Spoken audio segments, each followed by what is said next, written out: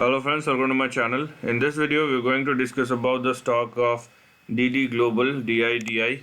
Now, we have seen spurt in the last trading session, but this is not the story because if you are looking at the price action for the last 1 month or even 6 months, not 6 months, yeah, even in 6 months, the stock has slowly started moving, and in 1 month, you can see the stock has moved from the lows of $6 or $7 to the highs of nearly $10, where you will have your 1 year target estimate of 24 nearly $25, which is I think 150% away from the current price. So there is something big which is happening in as far as the price action is changed. It is very much clear, even if you are looking at the long term chart, because it's been flat for the past couple of months and then it slowly started moving on the upside. So there is something which is happening in this stock. Let's see. So let's open the press release here. Why this stock rallied 14-15%. And so if you are looking at the press release, so shares of China ride hailing service DiDi Global ended today's session with 14% following a report that the same Chinese regulator investigating the company since July suggested the companies consider a Hong Kong listing of its share.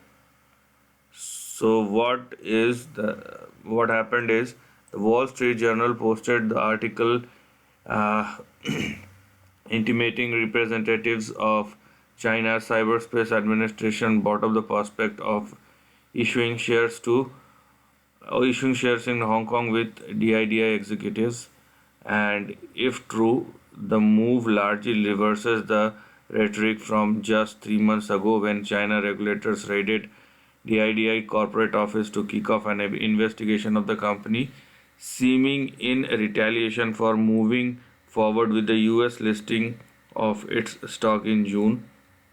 Now, while the investigation was superficially linked to concerns regarding to the protection of digital consumer data, the potential penalty being considered by China's Cyberspace Administration for DIDI were at the point being described as unprecedented.